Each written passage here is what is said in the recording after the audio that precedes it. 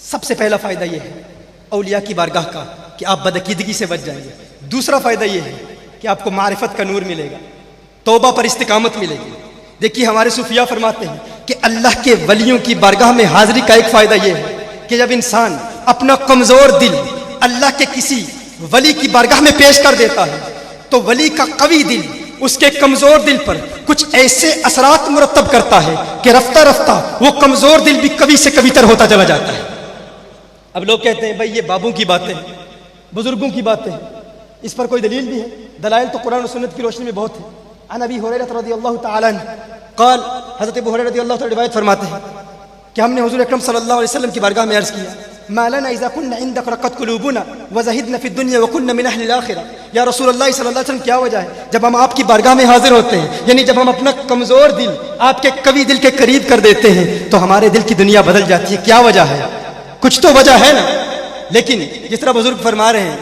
کہ یونیورسٹیز اور کالجز کے لوگ بھی آئے ہیں، وہ جاننا چاہتے ہیں کہ اس پر سائنٹیفک دلائل بھی ہیں، تو آئیے دو چار باتیں آپ کی بارگاہ میں۔ Joseph Chilton the biology of transcendence میں یہ بات کرتا ہے۔ آج کے بعد کوئی کہے کہ یہ داتا علی حجویری کی باتیں ہیں، یہ بابا فرید کی باتیں ہیں، یہ نظام الدین اولیاء کی باتیں ہیں، ہم نہیں مانتے، تو انہیں بتاؤ کاش تم اولیاء اللہ کے میکدے سے فیض حاصل کرتے۔ جن باتوں تک تمہیں آج رسائی حاصل ہوئی ہے،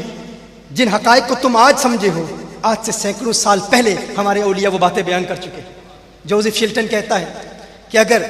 انسان کے دل کے خلیے، انسان کے ہارٹ سیلز، انسان کے دل کے خلیوں کی ایک خاصیت ہے، ایک اسپیشلٹی ہے کہ اگر آپ انسان کے دل کے خلیوں کو لیبارٹری میں سلائڈ پر رکھیں اور مائکروسکوپ کے ذریعے انسان کے دل کے خلیوں کو دیکھیں، ایک خلیہ رکھیں، وہ ایک خلیہ تھوڑی دیر کے لیے دھڑکے گا، آپ اس کی جنبش دیکھیں گے، آپ اس کی حرکت دیکھیں گے، رفتہ رفتہ اس کی وہ حرکت، بیٹ کرنے کا عمل، اس کی وہ ضرب ختم ہو جائے گی اور پھر اس کی موت واقع ہو جائے گی۔ کہا یہ انسان کے دل کے خلیے کی خصوصیت ہے، ایک دل کے ایک خلیے کو سلائڈ پر رکھیں، مائکروسکوپ کے ذریعے دیکھیں، لیبارٹری میں آپ دیکھیں گے، تھوڑی دیر کے لیے اس کی حرکت دیکھیں گے، اس کی جنبش دیکھیں گے، لیکن رفتہ رفتہ اس کی موت واقع ہو جائے گی۔ کہا لیکن اگر دل کے دو خلیوں کو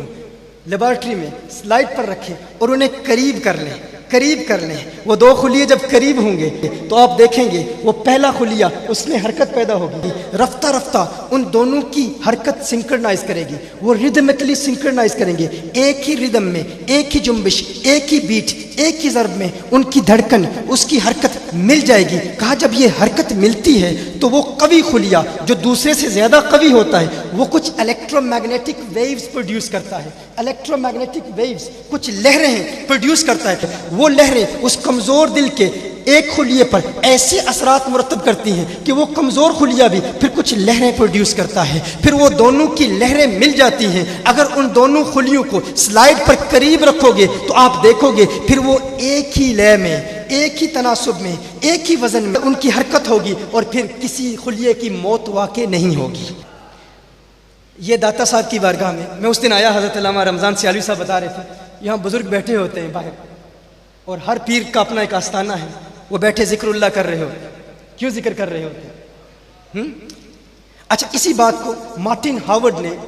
مزید اس پر وضاحت کی ہے۔ پروفیسر مارٹن ہاورڈ وہ کہتا ہے کہ یہ فقط انسان کے دل کے ایک خلیے کی خصوصیت نہیں ہے، انسان کا مکمل دل، اگر ایک محفل میں ایک قوی دل والا شخص بیٹھا ہو اور اس کے پاس کمزور دل والا شخص بیٹھ جائے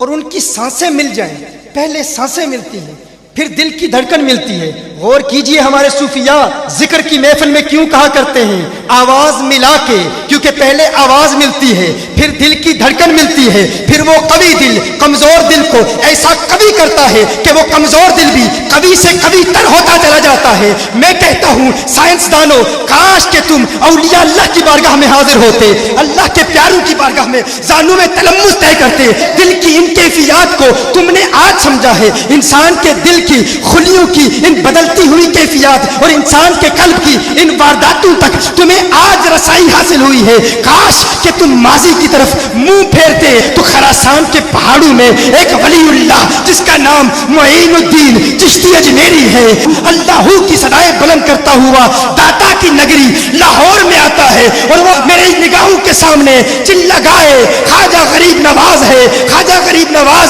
दाता अली हजवेरी की बारगाह में हाजिर होते हैं, अपना दिल दाता अली हजवेरी के दिल से मिलाते हैं। क्यों मिलाते हैं? क्योंकि इंसान के दिल के खुलियों की जिस हकीकत को तुमने आज समझा है, इंसान के दिल के खुलियों की जिन वारदातों को तुमने आज समझा है, हार्ट सेल्स की जो थ्योरी तुमने आज वजह की है, रब्बे काबा की कसम आज से सैकड़ों साल पहले उसी थ्योरी के प्रैक्टिकल्स दाता की नगरी लाहौर में मेरा ख्वाजा मुईनुद्दीन चिश्ती अपना दिल दाता के दिल से मिला के अदा कर चुका है।